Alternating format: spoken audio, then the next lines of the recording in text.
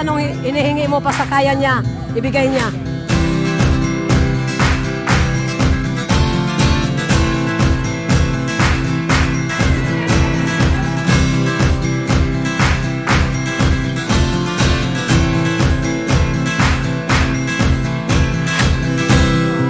Kailangan natin si Sir Bongo sa kanyang pagka-senador dahil siya ang mabait at malalapitan ng tao sa Davao at sa buong Pilipinas.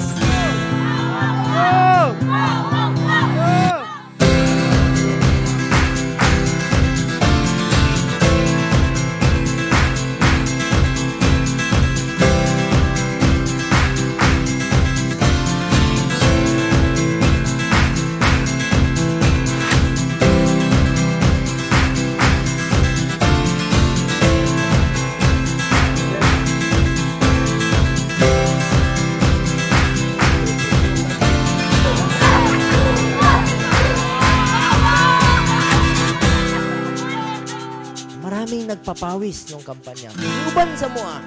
Amo, tanan, iuban, tumulong.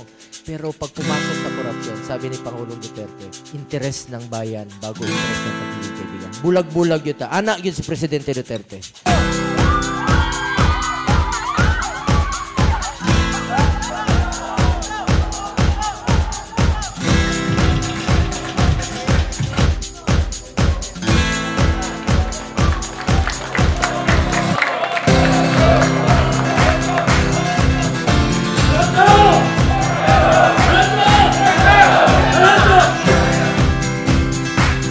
Ako, mangutana lang ko sa inyo. Wala ko, dili ko ninyo madungog mga kampanya sa inyo.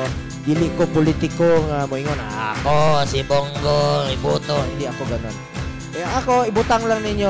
Tanaw ninyo, dili, butang ninyo sa iyong kasing-kasing. Tanaw ninyo sinong Pilipino ang makapag-serbisyo sa kanyang kapwa Pilipino.